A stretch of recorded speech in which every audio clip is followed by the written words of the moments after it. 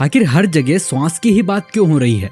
आखिर सांसों का चक्र है तो क्यों है? जब हम सांस लेते हैं तो हमारे शरीर से हमारा संपर्क बढ़ जाता है और ये हमेशा हो रहा है। जब हम हमारे अंदर एक गहरी श्वास भरकर धीरे धीरे छोड़ते हैं तो हमारी बॉडी रिलैक्स होने लगती है। यह लगभग ऐसा है जैसे हमारा शरीर मौजूद ही ना हो या फिर हमारे शरीर और हमारी श्वास का संबंध छूट गया हो। इसको महसूस करना है आपको, जैसा भी महसूस हो रहा हो, लेकिन इस पर टिप्पणी नहीं करना है कि ये क्यों हो रहा है, कैसे हो रहा है, या फिर मेरे साथ कुछ अलग हुआ या किसी और के साथ अलग हुआ। इसको सिर्फ देखते रहना है।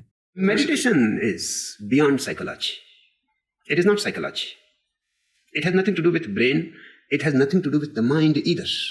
It is a state of no mind. Even Sigmund Freud and Carl Gustav Jung and Alfred Adler had no idea of meditation, what it is. Every cell in the body has a certain amount of air in it, invested. So this 6 to 8% of air has a significant role to play in our life.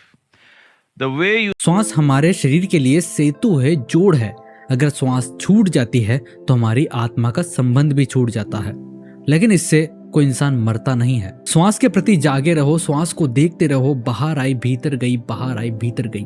आपको कैसा अनुभव हो रहा है या फिर आपकी श्वास किस किस पार्ट को टच कर रही है, बस इसी को देखते रहो। महात्मा बुद्ध ने कहा कि तुम एक दिन पाओगे कि तुम श्वास नहीं हो। जिस दिन यह जाना कि मैं श्वास नहीं हूँ, उसी दिन तुम मृत्यु के बाहर हो गए, अमृत का दर्शन हो गया। आपके शरीर के अंदर अनेक साउंड है, आपका हर एक ऑर्गन का साउंड है और आपका हर एक ऑर्गन पर्टिकुलर फ्रीक्वेंसी पर वाइब्रेट भी कर रहा है। आपका श्वास ही एक मंत्र है। इससे जुड़ी एक कथा भी आती है। माता पार्वती ने एक बार शिव जी से पूछा कि मुझे वो मंत्र बताओ जो आप जपते हो या आप ध्यान करते हो। तो शिव जी बोले, मैं अजपा का मंत्र जपता हूँ। माँ बोली, वो क्या होता है?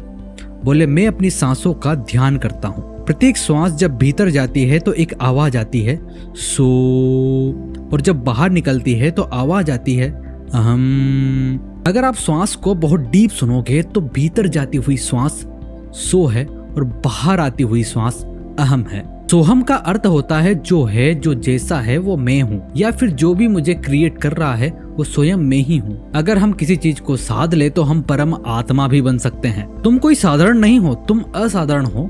तुम्हारे अंदर खालीपन नहीं, तुम्हारे अंदर शिव ज्योति है। और यह बातें सिर्फ श्वासों के द्वारा ही पता चलता है। श्वासों और मंत्रों के बीच जब आपका संतुलन बन जाता है तब आप इन चीजों को महसूस करने लगते हो। आई होप ये सारी वीडियोस आपको अच्छी लगी होगी। थैंक यू सो मच, आपने मुझे इतना सपोर्ट किया। मिलते हैं